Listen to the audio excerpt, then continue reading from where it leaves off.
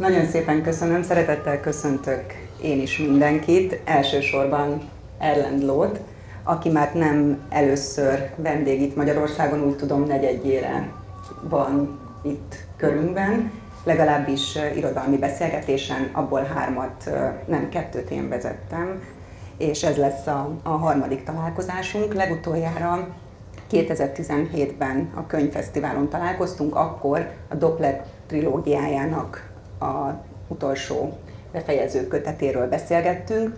Ezért én arra gondoltam, hogy ma egy rövid bemutatás után átnézzük kicsit az új munkákat, vissza is tekintünk, de elsősorban az azóta magyarul megjelent új könyvét, a leltárt helyezzük a beszélgetésünk fókuszába, hogy azok is kapjanak újat, akik már kimondottan, mélyen és behatóan ismerik ezt az életművet. Mindjárt megszólítom Erlendet, de először még annyit mondanék el, hogy hazánkban is már nagyon ismert szerzőről van szó, kiadója, a Scolar Kiadó immáron 8 könyvét jelentette meg, ugye a leltára a legutolsó, és hát abban bízhatunk, hogy az egész életmű majd szépen megjelenik nálunk. Oké. Erlend Loe nem csak könyvírással, hanem forgatókönyvírással is foglalkozik. Erről is fogunk beszélni, múltról, jelenről, jövőről, pszichiátriai betegekről, nem, erről nem, de elárulom, hogy dolgozott a Pszichiátriai Intézetben egy rövid ideig, és erről forgatókönyvet is írt, inspirációkról és hatásokról. Az első kérdésem az rögtön egy olyan könyvére vonatkozik, ami még magyarul nem jelent meg, viszont hazájában, Norvégiában most látott napvilágot, viszont a legutolsó beszélgetésben annyit árult el róla, hogy a családja történetével is hangsúlyosan fog benne foglalkozni. Ez az a könyv, és az jelent meg, vagy hogyan foglalná össze az új regényének a tartalmát, vagyis hát a központi témáját? Okay. Hello, very nice to be here. Very good to see so many people. I'm honored. Yes, so you remember what we talked about 5 years ago. That's good. No, it's this new book that was just published is not the book that I might have been talking about 5 years ago. That book is a book that I wrote in maybe 2016, and it's never been published because it created a complicated mood when I showed it to people close to me. So my family and ancestors, etc., the living ones. So this is something that I'm working on and off, trying to figure out how to approach it. So that's it's a work in progress. So the other one that you just asked about, without knowing what it was about, is it's a short novel about two families living in a valley in the middle part of Norway. So it's it's a history of neighbors that are enemies and have been enemies for 700 years. So they are not very close at all.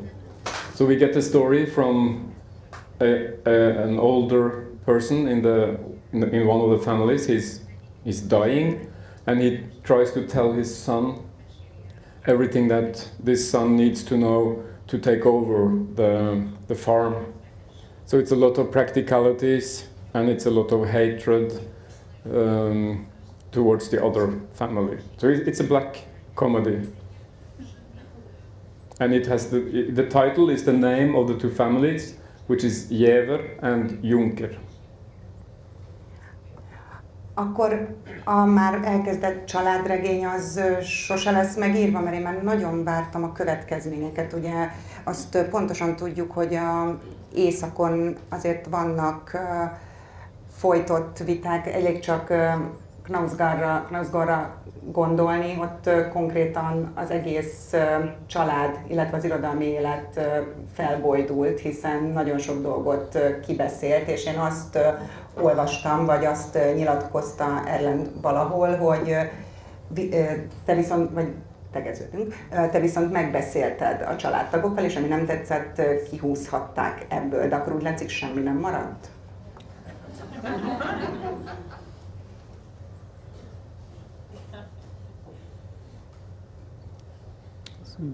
Complicated question. Well, you can choose to write about your family and not give a damn, like many people do, and I have respect towards those who does it. For instance, Knausgård that you just mentioned. I think maybe he's a more angry person than I am. Maybe he has more to process and is willing to do what it takes, or at least he was when he wrote those 6 books. My story is very different, and I come from a family that's been having hidden conflict that I didn't know anything about until I was almost 30 years old, but it's shaped me much more than I've ever thought, and much more than I could have imagined. But the story is, you know, when does the story start and when does it end, and what kind of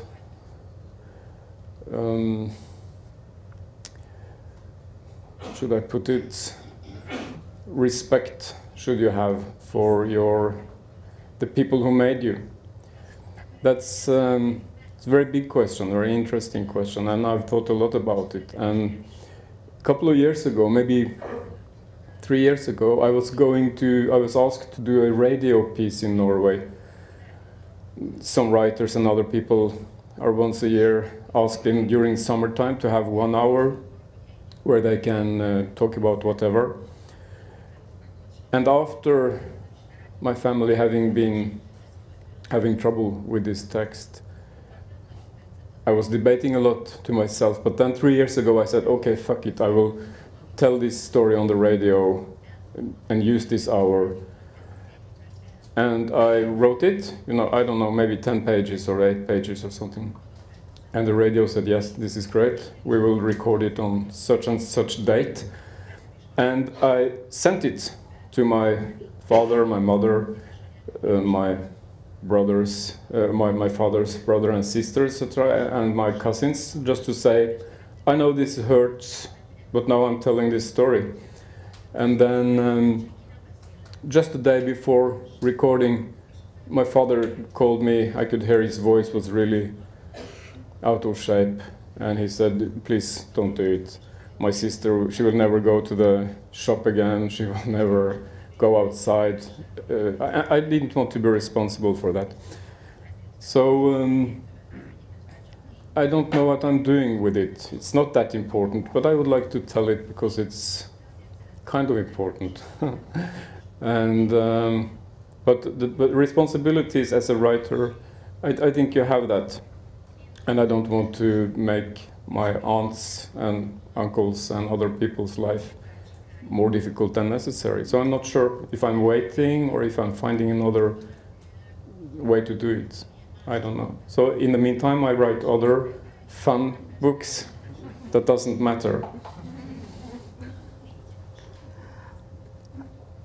Hogy mindenki, tehát aki nem mélyed el mondjuk annyira az életművedbe vagy az interjúkba, azért annyit elmondhatunk, hiszen beszéltél róla több helyütt, hogy itt a nagyapád második világháborús szerepvállalásáról lehet szó, vagy erre tippelek, és ennek hatása a családi életre, illetve a családi történetekre, dinamikákra, és azt gondolom, de ez tényleg csak feltételezés és választ várok, hogy íróként te ezt már több művedbe beledolgoztad. Gondolok itt mondjuk a Dopplerben, Düsseldorf úrra, vagy akár maga a totemoszlop faragása is egy olyan egyszerre erőt kifejtő és emóciókat megmozgató dolog, amiben mindez beleépíthető. Tehát az író végül is megtalálja az útját, nem kell konkrétan magáról beszélnie. És akkor a kérdés, hogy nagyon sokszor azonosítanak a szereplőiddel, és akkor ezek szerintek ezért nagyjából ki is mondod, hogy igen, a legtöbb szereplőd te vagy. És hol van a távolság, vagy akkor hogyan alakul egy-egy figura? Yeah, well, none of these characters are me in any direct way. Maybe the one in Naiv.Szuper was pretty close to me at the time, but also not that close, but pretty close. But I always find a way to... I don't feel that I'm writing about myself, and I don't feel that people who read my books know so much about me. So I kind of conceal whatever I need to conceal. But of course, some books are closer than others. But I'm not starting with myself as a starting point most of the time, at least not consciously. But it gets in there. And as you say in Doppler, the Düsseldorf story, it's probably it comes from there, even if it's not all that conscious while I'm doing it. So it keeps reality, keeps, dripping through some of it. But my life is not very dramatic. I live a very mundane, normal life. I have not any crazy background or secret stories that I wouldn't hope that anyone knows about, etc. It's much more normality than that. So much that you would think it's boring, I would guess. So it's I'm inventing. That's what I do. And yes, the story that I mentioned earlier is related to the war. Every family in Europe has stories connected to that war. So has mine.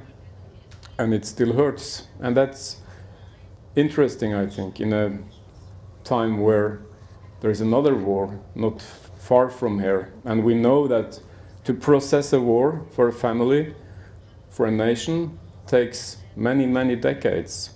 So this goes on and on. És a norvégok jól állnak a múltfeldolgozással? Mert az is azért kiderül, hogy nem igazán. És mi magyarok viszont azt gondolom eléggé el vagyunk maradva ezzel. Te hogy látod most, hogy a norvégok hogy vannak ezzel? Tehát, hogyha még mindig vannak ezek az elrejtett történetek, aki nem mondott traumák, amik látod most is, ezekről beszélgetünk, ezek hogy vannak jelen, akár a hétköznapokban, akár az irodalomban? Are we talking about the war now? Nem, én most még visszamentem a második világháborús történetek, vagy a múlt feldolgozása és továbbélése. Yeah.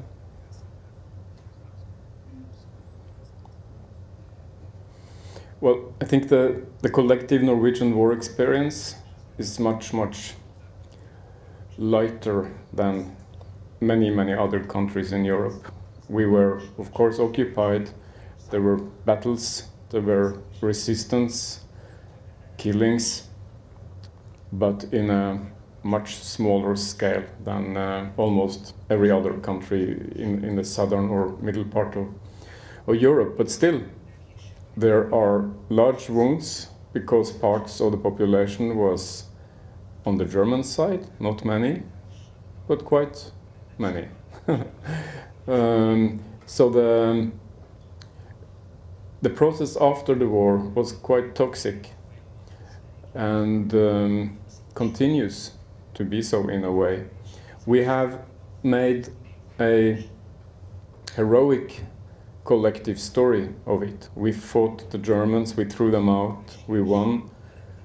And we make movies about these heroes, and we exaggerate even their heroism. Even if it was good heroism to begin with, we make it much better heroism when we tell the stories. So 80 years down the road, this is getting parodic. And I have to mention, only this, a month ago, there's a television series in Norwegian television that I wrote together with two friends and colleagues, which is, I guess you could translate it as resistance, because in Norway the resistance movement, we call it the boys in the woods. So the Norwegian title is Gutta på skauen, or Boys in the Woods. And we are telling the story of a bad resistance group. So that's a group who didn't make it. They were cowards. They find reasons not to blow up the bridge. And they would rather stay inside and make good food, etc. So this is about time that someone, 80 years after the fact, is trying to approach this endless heroism with some kind of ironic angle, but also warm angle. We're not denigrating the real resistance boys because they did, and women, because they did, of course, heroic things, and they were very young, by the way, in their 20s. But still, we are playing with the 80 years of heroic storytelling, and that is problematic for a few, and I think it's a great relief for at least my generation and younger. But every day now I get resent from the broadcasting company, letters of complaint from older people, because they are not as skilled, I think, in seeing this fine line of irony and satire. It is a fine line, and it is complicated. Ez nem feltétlenül életkor kérdése, gondolom, hanem hozzáállás. Én nagyon sok fiatalt ismerek, aki egyáltalán nem vevő arra a humorra sem, arra a néha, nem tudom, nagyon erőteljes, de én azért a te humorodat inkább ilyen finom árnyalatokban megnyilvánulónak is érzem. Tehát ez nem csak életkor, főleg annak tükrében, hogy te azért nagyon szívesen ábrázolsz öreg embereket, és itt kötném is rögtön a leltár, a könyv hősnőjével is, Nina Faberrel, aki szintén egy idős hölgy, akinek azért megvan a fogékonysága, nem tudom, talán az iróniára is, de nem innen indulnék. Beszéltünk itt arról, hogy nem te vagy a hősöd, de a legtöbb kritikusod, és egy kicsit én is azt gondolom, hogy azért Nina alakjában is ott vagy. Én tegnap előtt írtam egy levelet neked, Erlend, és akkor ebben még lelkesen azt írtam, hogy Nina én vagyok, a kicsit ilyen kiszuperált költőnő, aki elindul, hogy rendet tegyen a világban, de valószínűleg ez benne a jó, hogy az életkorunkból is, meg a szakmánkból is adódóan megéltünk egy olyan változást, amikor megváltozott körülöttünk az irodalom természete, illetve a közönség természete is. És amikor nekiláttál a leltárnak, és Nina alakja a világra, a korabeli kritikára, illetve a megváltozott közegre fogékony írónő megvadul, ez az alak hogyan született meg benned, és miért pont női hőst választottál? Korábban mindig férfiak voltak a főhőseid. Hogy véletlenül se gondoljuk, hogy te vagy az alakjában?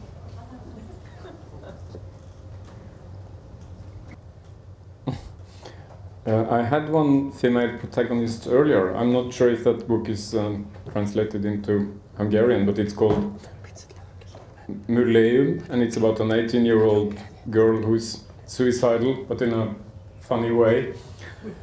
Maybe that's not translated. But yes, this one. I think maybe if there is a starting point, it's me being in one of the many literary, dinners, etc. in my publishing house, and seeing a female poet, 20, maybe 25 years older than myself, who always seemed to be. I've never said this in Norway, by the way, and don't tell anyone. Seeing that she was already drunk when the others, arrived. And I vaguely knew who she was. I don't think I've ever read her poems, but I felt kind of sorry for her, because here I was, for instance, much younger, having some kind of success, apparently, and maybe I'm reading all this into it, but I thought that she didn't like me because I was younger and having success and was being translated, and she had to be drunk before the dinner because she was not. Maybe all that's wrong. Maybe she was confident and happy, but she didn't look like that. So seeing her year after year, I think, gave me a little bit the starting point to this character. To have a poet that's never been really successful, but she's been a part of a cultural scene.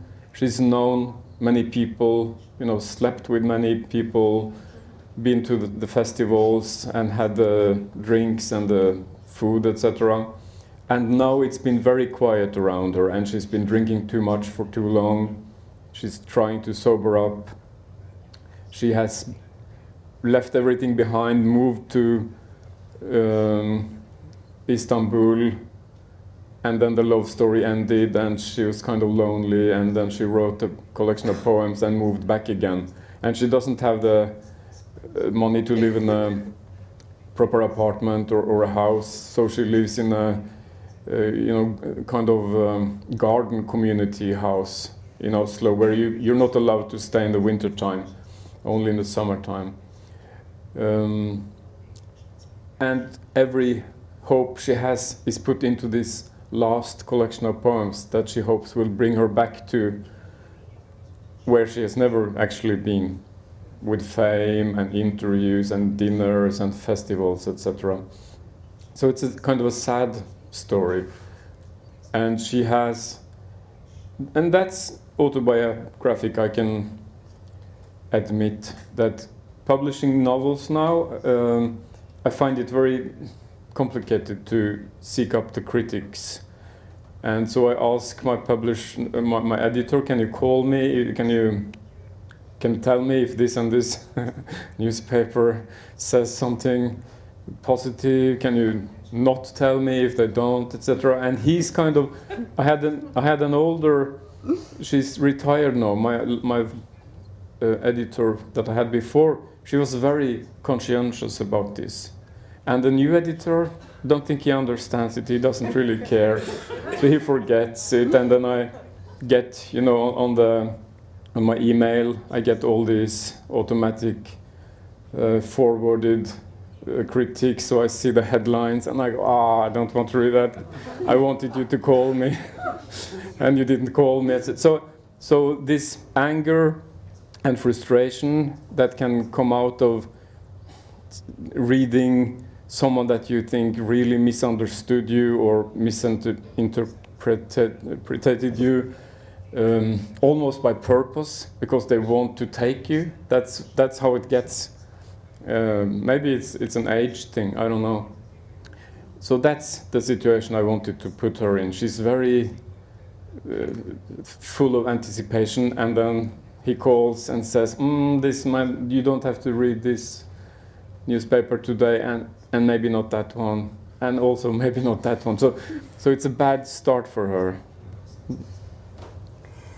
De hogyha túlnépünk egy kicsit Nina karakterén, azért itt tényleg láthatjuk, hogy az alatt a pár generációnyi idő, írógenerációnyi idő alatt, amíg mondjuk akár mi is a pályán vagyunk, az a szűk irodalmi közeg, ahol még a nagy hatású vagy nagy befolyással rendelkező kritikusok valódi véleményt mondhattak, azért a nagyon az irodalmi élet is kommercializálódott, és ebben igaza van Ninának, tehát hogy én is ilyenkor megragadnám a karabélyt, és neki mennék mindenkinek, hogy tényleg minden attól függ, hogy a kiadód ad-e elég pénzt, vagy hogy hirdetnek eleget, vagy teljesen más működése lett az irodalmi életnek. Tehát lehet, hogy Nina költeményei csodálatosak, csak hát már nincs az a felvevő piac rá, és lehet, hogy ő utólag azt gondolja, hogy fú, tényleg az a gond, hogy már nem tud mindenkivel így lefeküdni, de azért jó, azt tényleg tudott segíteni a múltban,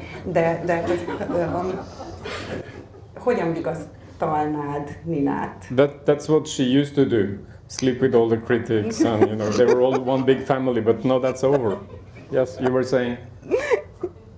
No, you were done. Yes, it is very brutal and it is changing.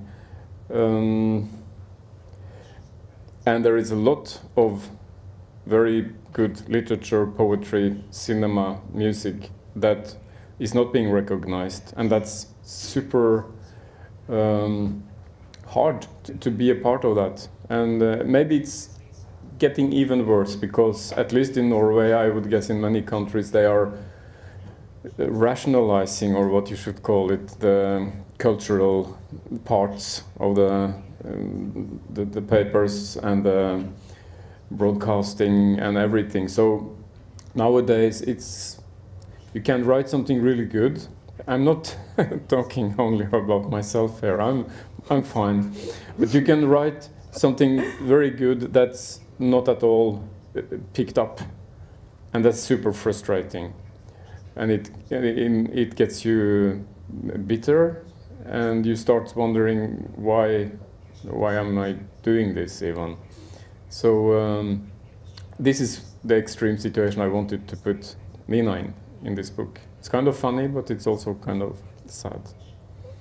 Arra gondoltam, és megtámadtam ezzel Erlendet, hogy egy kis eredeti felolvasást halljunk ebből a könyvből, és végül is nem tudom, hogy örömmel, de rábólintott, és remélem ezt senki nem bánja, hogyha a leltárnak azt a részét, tehát hogy nem tudom, hogy szükséges, hogy felolvassam-e magyarul, én lehet, hogy ezt kihagynám, elég, hogyha csak egy-két oldalt meghallgatunk belőle norvégul, és szerintem ennek most jött el az ideje. Ez az a rész, amikor szegény Ninát mégiscsak elhívják felolvasni, nem lövök le ezzel szinte semmit, tehát hogy ugyanúgy mindenki olvassa el ezt a könyvet, hogyha már megtette, akkor még egyszer, hogy szegényt meghívják, és azt hiszi, hogy a nagy terembe kap helyet, de nem, és végül találkozik a szörnyű volipoppal, akinek mindegy hulladéknak minősíti inkább az írásait, és ezt a részt szeretném, ha Erlend elolvasnád nekünk norvégul. És én meg úgy fogok tenni itt melletted, mintha értenél. De én értem is nekem itt. So I read all these pages. No, maybe elég. 2 pages. Yeah, 2 pages. We can meditate.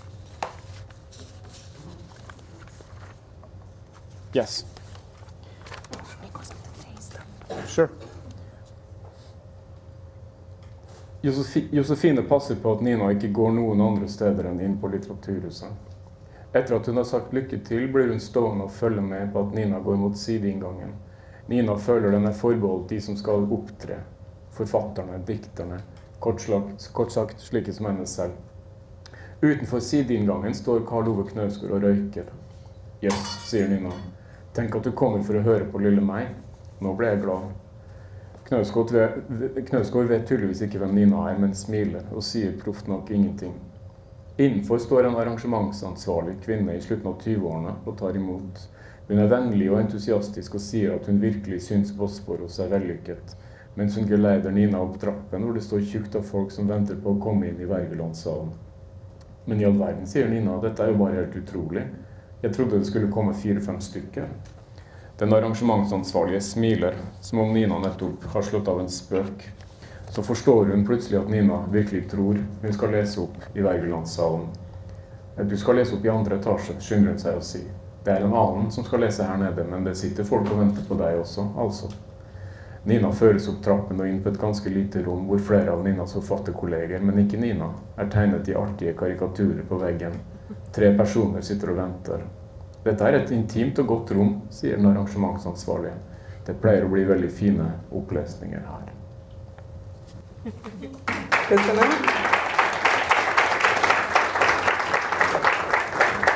Van egy film, magyarul Halneve Vanda volt a címe, és abban volt, hogy a nő megveszett, ha német beszédet hallott. Én most hasonlót érzek a Norvégiával kapcsolatban, de menjünk tovább, és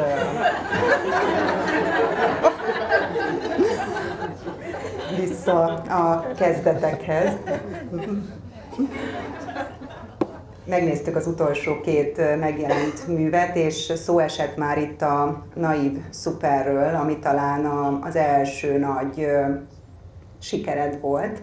És azt is olvastam valahol, hogy 15 évesen kezdtél el írni. De az egyik könyvben, pont a Naiv.Szuperben van, hogy azt éreztem egy reggel, hogy le kell írnom a gondolataimat, mindent, ami velem történik. És ugye mondtad, hogy közel áll hozzád ez a karakter, nálad is ez így kezdődött egy ilyen spontán megörökítési vággyal, vagy naplószerűen? És ha igen, feltételezem, hogy igen, akkor megvannak-e ezek a jegyzetek valahol? Yes, I do. But I can just shortly tell you the story leading up to this. When I was maybe 14, I started writing small poems and stuff. I tried writing a play, a theatrical play. I remember sitting outside on the top of a little hill overlooking the city of Trondheim, feeling that I was becoming a writer and writing, you know, dialogue and making sure that it looked like a piece of theater. So it felt good. And then I stopped doing that and I tried to paint. So I was searching for something. And then I went as an exchange student to France when I was 17. And I was very Francophile and loving the thought of going to France. And when I came there, it was just, is this France? I was imagining something else. So it kind of disappointed. And it was a lot of school. And then I started reading a lot because I was alone.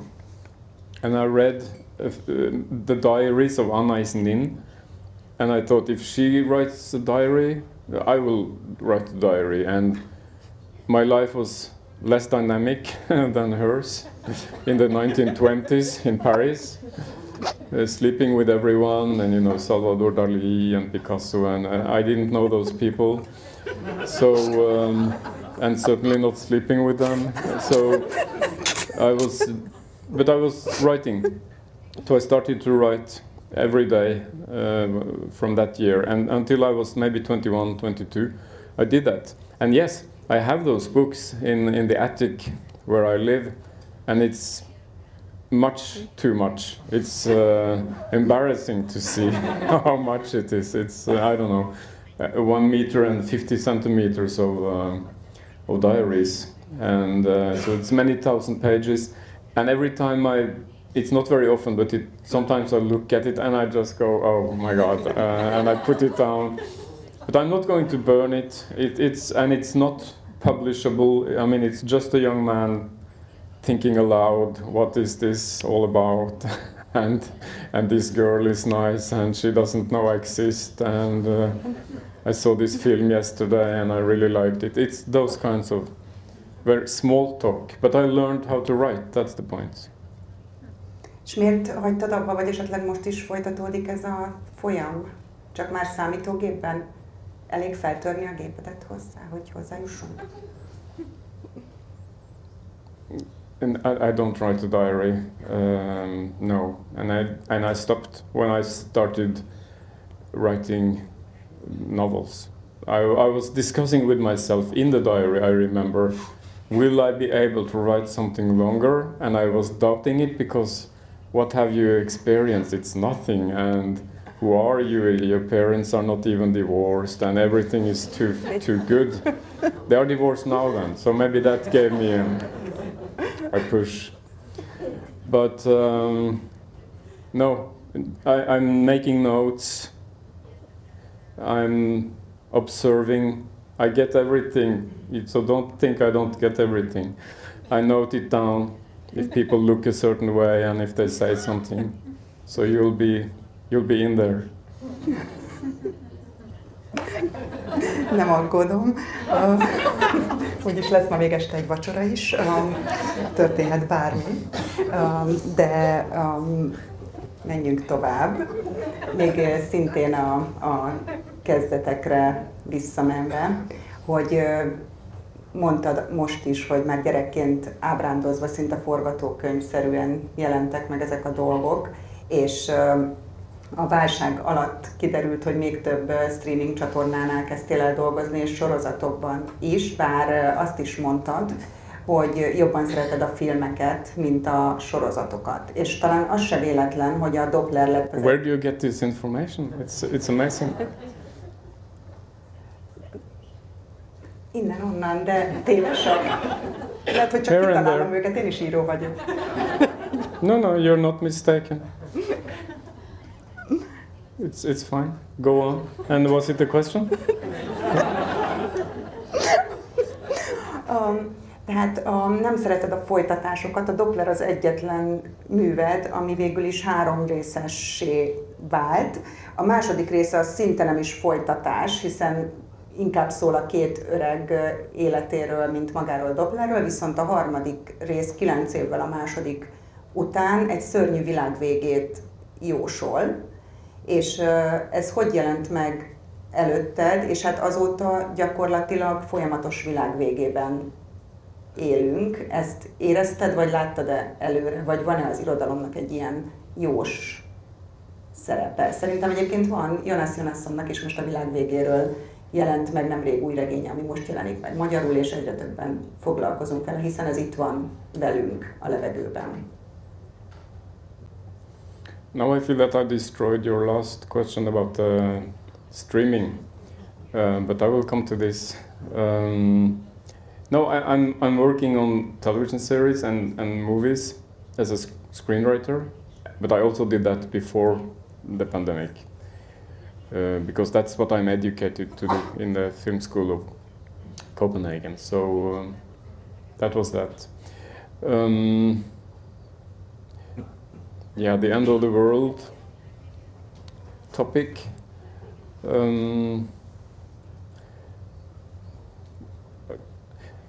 How should I put that? I'm a quite happy person, but I'm also not very optimistic about the abilities of the human race to fix things. To put it mildly right now.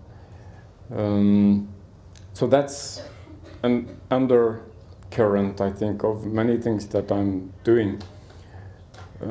I think it's possible to be a happy pessimist. So that's probably what I am.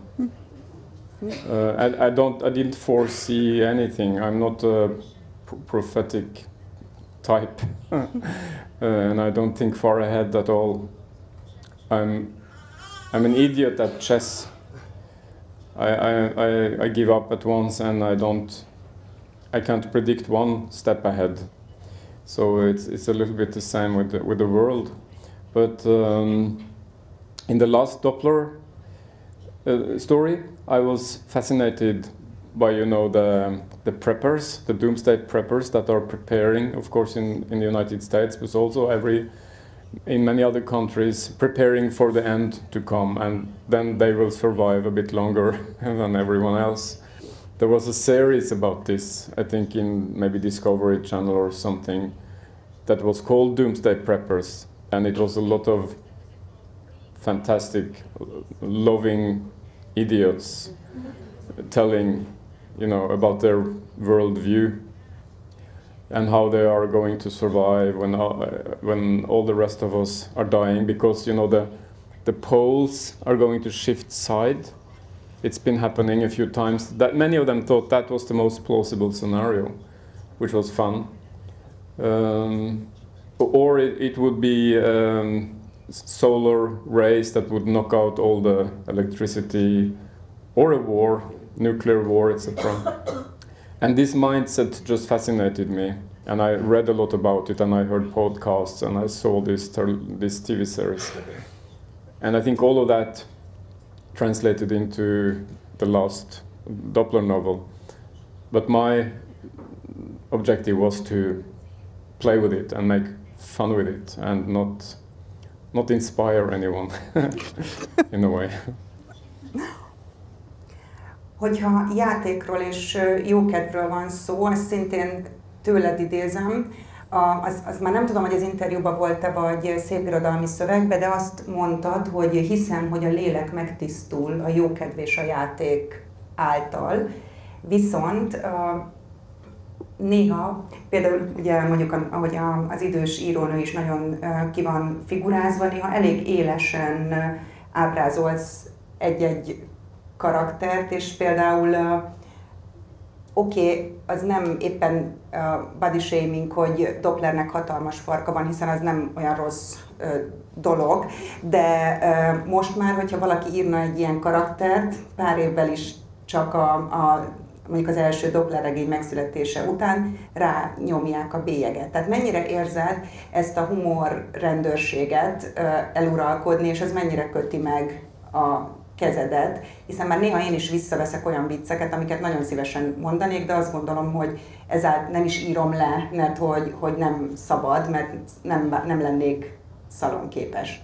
Nekem a legtöbb viccem egyébként.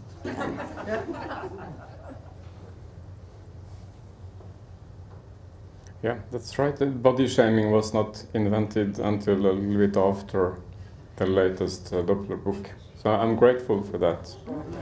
That's good. No, it has gotten more complicated. And there are probably things that I would think twice about writing that I would not think twice about 10 years ago or 15 years ago. But I also think that the upcoming generation, at some point they will discover that this has gone too far. We have to conserve some kind of humor, and it's not offensive, everything that claims to be offensive. And I think as grown-ups we have to tell them that. So my instinct is to shame many people in many directions, and I can take the discussion afterwards. So what is very difficult, I don't mind discussions at all, but with certain parts of society, and you know, the blasphemy coming back as an offense, that's super problematic, I think, because we have been using several hundred years, at least in Northern Europe, to get to where we are today, to say that, yeah, you can believe if you want to, and I don't want to, and I have to be able to tell you that this is all a joke. And if this becomes offensive, then it's 300 years of hard work, you know, in the toilet. So that is really important, to be able to say in a free, democratic, open society that I really disagree with you, I can explain you why.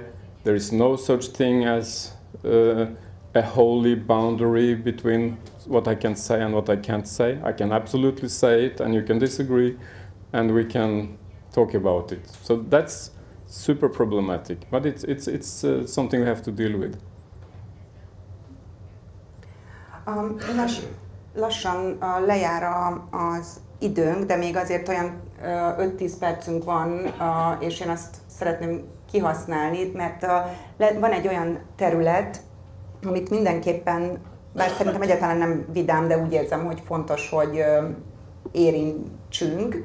És egyből ez egy felvezető kérdés, hogy szerintem az egy nagyon furcsa irány a színpadi beszélgetésekben szerzőkkel vagy írókkal, hogy szépirodalmi művek szerzőiként mindig kérdezzük őket aktualitásról, világpolitikáról, itt is nálunk is már előkerült ugye akár a háború is, akár a kortárs norvég múltfeldolgozás, hogy íróként, és itt majd kapcsolok is majd másfelé is, tehát akár a politikai szerepvállalásra is, hogy mennyire érzed fontosnak, hogy egy író megszólaljon a köz ügyeibe is, illetve hogy ez a norvég színpadokon is ugyanúgy megtörténik-e, mint ami nálunk teljesen bevett. Minden interjúban legalább a fele az írónak a közéleti megnyilvánulásairól szól.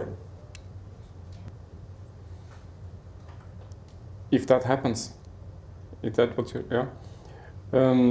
Yeah, during these times, which are very special and much more special and dangerous than I have experienced in my lifetime before, I think it's important to speak up. But you also discover as a writer there's very limited, you know, possibilities for you.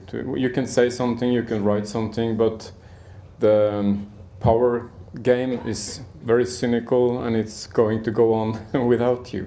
So during the beginning of this war, I wrote an open letter to my Russian friends and readers, because I've been several times in Russia, and I asked them what's going on. Only you can do something about this. I have great respect for your history. Are you aware of what's going on? I feel sorry for the 20-year-old boys that right now are dying, etc. Can you help me understand this? And then I got some positive response. I got angry response from young Russians, meaning saying that I was brainwashed, I didn't know what I was talking about. So it gave me a much more detailed picture of what's really going on. It was published in Norwegian and in Russian in one of the big newspapers in Norway. And after maybe an hour, they had to take the Russian version off the internet because it was too dangerous. They couldn't expose the journalists over there, etc. But that felt important for me to do, to say to Russians who maybe was wondering what we were thinking in other parts of Europe, that we are watching and we are following them and we are supporting, etc., hoping for them to do something. Apart from that, I very rarely engage directly in politics. I was, against my will almost, elected as a extra candidate. Yeah, I told you before, did I? Yes. For the Green Party in Oslo, my city. I was asked to be, you know, these lists have maybe 60 names, voting lists, and I was asked to be on place 55, 56 as some kind of celebrity filler voice. And what they didn't tell me was that it's possible for the voters to put a cross, and then I suddenly was elected. And I'm not even a member of that party, and I've never been a member of any party and never will be. But for 4 years I had then to meet, you know, in the city council when the elected politician couldn't come, and that was quite often. So that was a very interesting experience, and they gave me an iPad. I still have it, and I discovered that politics is a game that's much more cynical than I've thought, even though I thought it was cynical. So yes. Zöld pártot képviseltél, és gondolom a zöld gondolat az még most is ugyanúgy az életed része, és azt mondtad, én is most direkt ide biciklivel jöttem, ezért lett vizes az egész ruhám, és közlekedtem háttal, amíg ide lejöttem, de hogy biciklizés közben jönnek a regényíró gondolataid, illetve a Doppler is az erdőbe vonult ki, a madár megfigyelés nagyon fontos rész, tehát gondolom a természet szeretete, illetve ezek a zöld gondolatok ugyanúgy fontos és képviselt kérdéseid akár a művekben, akár a hétköznapi, immáron nem parlamenti nyilvánulásaidban. That's true. Yes, our ability to not understand what nature is always surprising, because it's the most important thing we have, and we're not treating it nearly as that at all. So yes, that's a given, and I think anyone who thinks about it for more than 60 seconds will understand at some level that we're on the wrong path. Yeah, I'm quite militant on that, and also I fly here today, so that's it's a lot of contradictions in it. But yes, important, and I every day I go from home a long detour, touching the woods and then down again. So what could have been 1.5 kilometers to my office will become 9-10 kilometers maybe. And I really need that to clean up and to get to the office with a head that's not too polluted. So that's good for me and important. Ugye beszéltünk a legújabb kint megjelent könyvedről, meg egy olyanról, ami talán soha nem születik meg, de ez kötelező kérdés, de tényleg érdekel, és hogyha legközelebb jössz, akkor majd erre rá fogok kérdezni, hogy ez a mű születette meg, mi az, amin most dolgozol?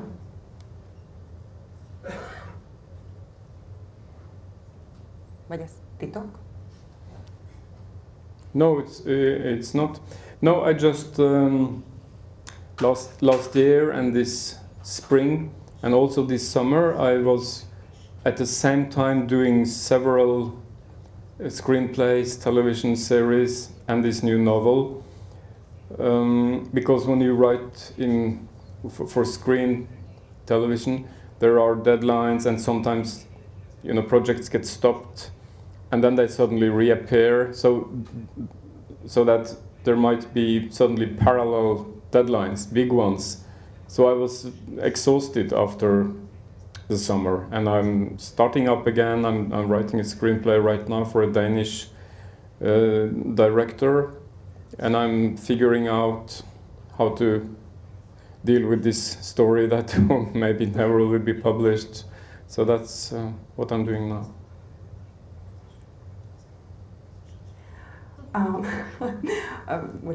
Sorry. Az utolsó kérdéseim egyike, de még 2 lesz, hogy van olyan filmed, amiben szerepel esetleg Mads Mikkelsen?